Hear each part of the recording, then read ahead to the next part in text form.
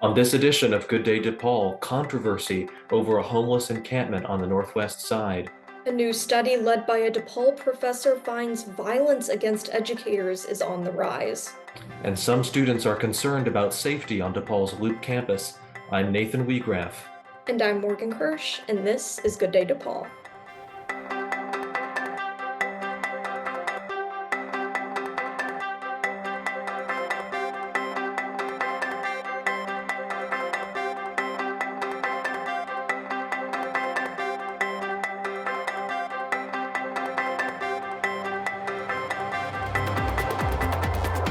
Residents of Chicago's northwest side recently flocked to a community meeting. They met with city officials to discuss the future of a homeless encampment now located in Gompers Park. City officials claim the tent city will stay until next year, but as I found out, residents are having mixed reactions. A village of 27 tents line the perimeter of the picturesque city park. Unhoused people have been living in Chicago's Gompers Park on the northwest side for months, but now unhappy neighbors are demanding that city officials remove them using a rapid rehousing program. Members of the Restore Gompers Park Coalition submitted over 400 signatures to 39th Ward Alderman Samantha Nugent asking for the encampment to be taken down.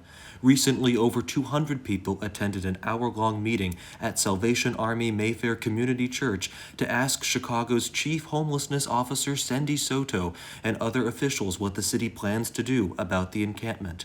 A city official offered one possibility. One of the ways that we connect residents experiencing homelessness here in Chicago is through accelerated moving events.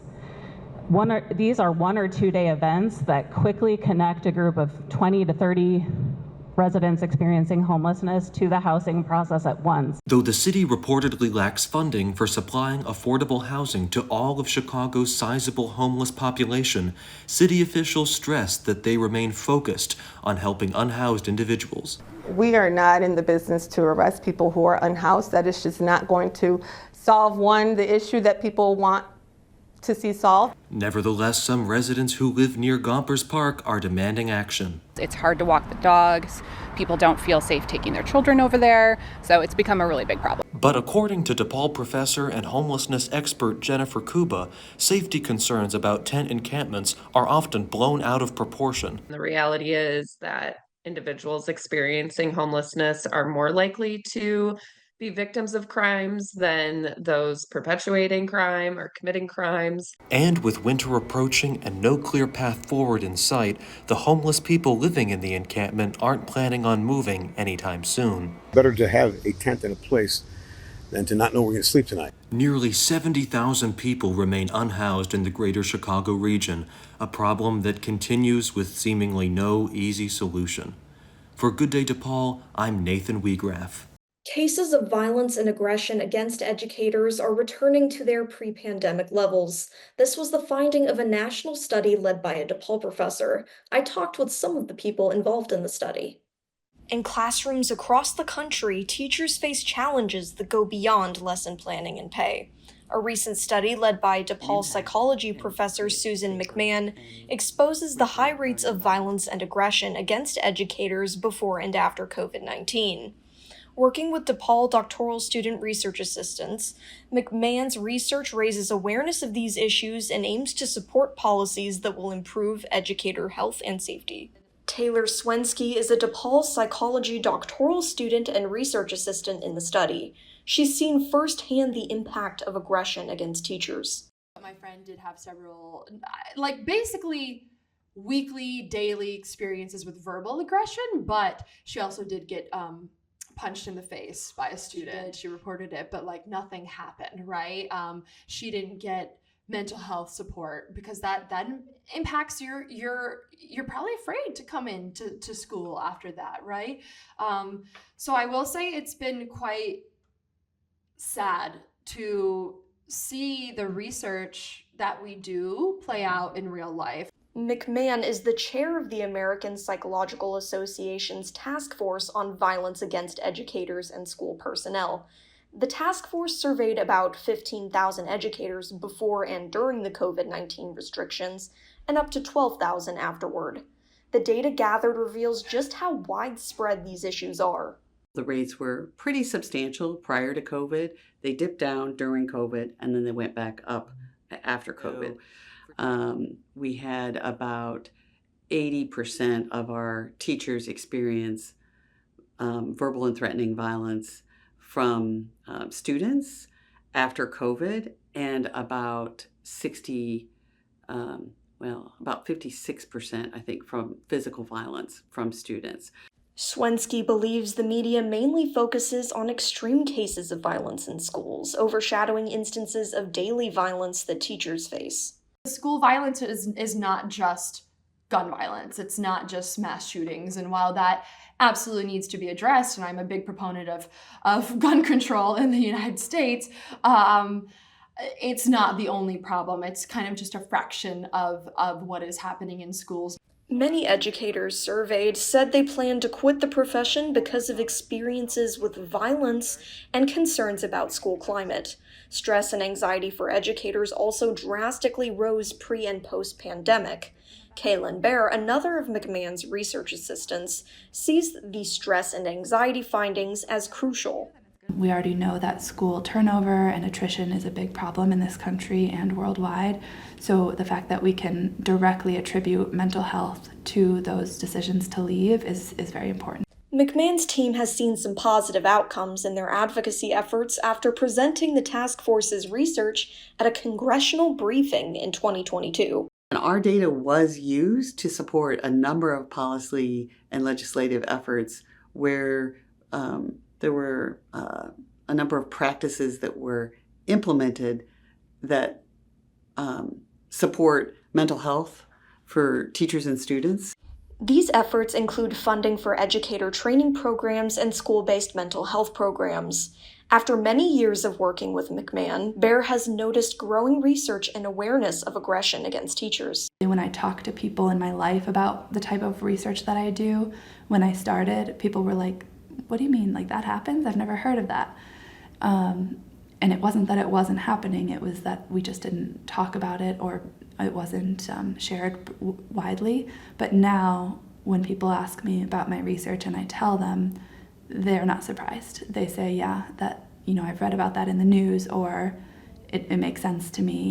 As public awareness of these issues grows, McMahon hopes to see more researchers get involved in policy.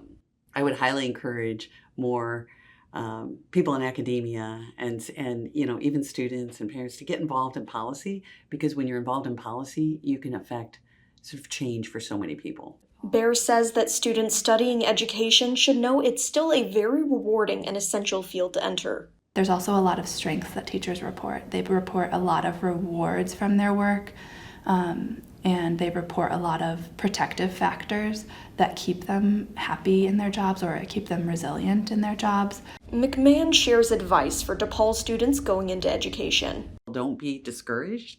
I think it can be a very rewarding field.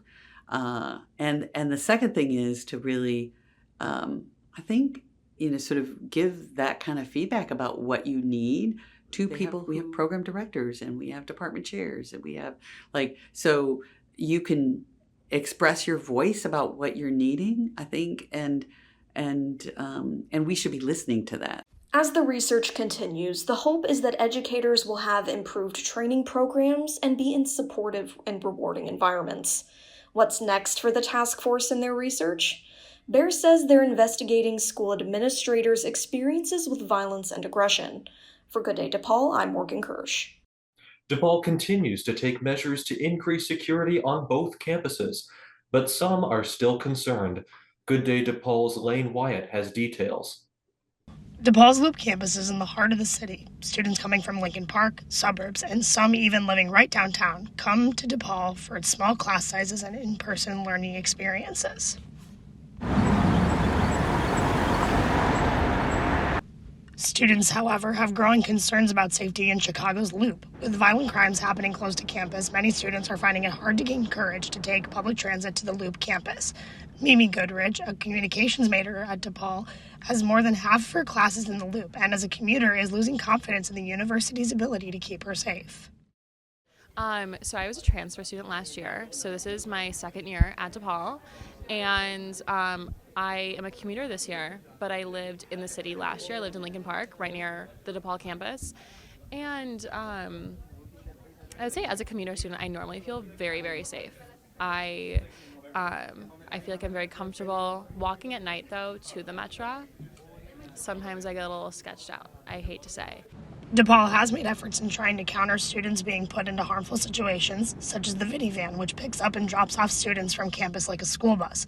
They also have made efforts to tighten up on security.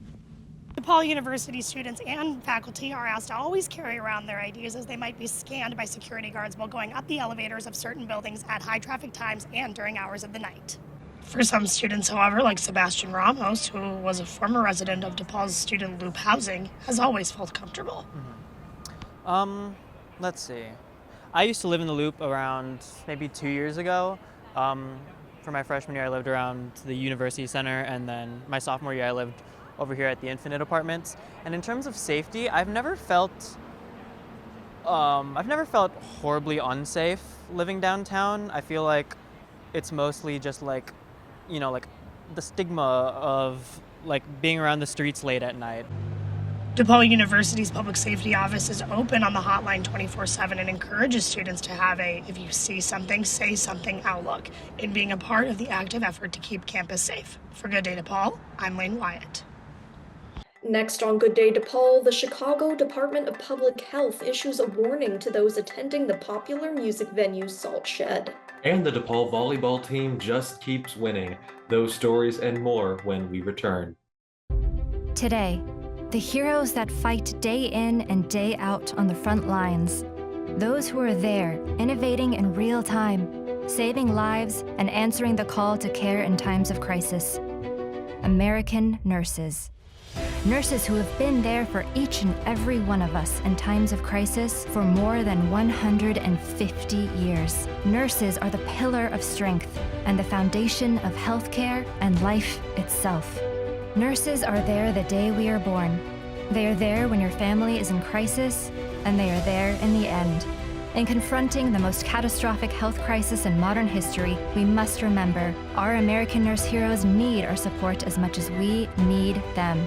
To show our gratitude for their courage and ensure they receive the critical education and support services they need, donate to the Coronavirus Response Fund for Nurses today, in honor of your American nurse hero. The Chicago Department of Public Health recently issued a warning. It dealt with possible bad exposure at the outdoor music venue Salt Shed on the north side. It happened on September 12th at a concert of the band Goose. According to the report, the warning said the exposure occurred between 5 and 10 p.m. It said that many but not all bats in Chicago carry rabies. The health department encourages those who attended the concert to check themselves for bites, scratches, or any sign of physical contact with a bat. Anyone finding these marks is encouraged to seek medical attention for rabies immediately. Now, a brief look at sports. The DePaul volleyball team continues to roll. They've now won 3 in a row and are 5-1 in the Big East and 13-5 overall. In soccer, the DePaul men's team lost at St. John's 4-1. The Blue Demons are now 1-2-1 in the Big East and 5-5-2 overall. And in women's soccer, DePaul beat Georgetown 1-0, bringing their Big East record to 1-1-3. Next on Good Day DePaul, a special weekend for DePaul alumni and their families. That story when we return. The flu is unpredictable and can be serious. Who needs to be vaccinated against the flu? You. Get a flu vaccine. For more information, www.flu.gov. On the weekend of October 18th, DePaul held its Alumni and Family Weekend. Alums throughout the country were here for a wide variety of events. One of the highlights was the 50-year club luncheon. It was a special weekend and a time for DePaul grads to remember their time here at the university. That's all for this week's edition of Good Day DePaul. You can keep up with us by visiting our Vimeo channel at Good Day DePaul or by going to goodday.depaul.edu. And be sure to check us out on Facebook. And if you have news tips, message us through the Good Day DePaul social media channels. Thanks for watching. I'm Morgan Kirsch. And I'm Nathan Wiegraff. Have a good day, DePaul.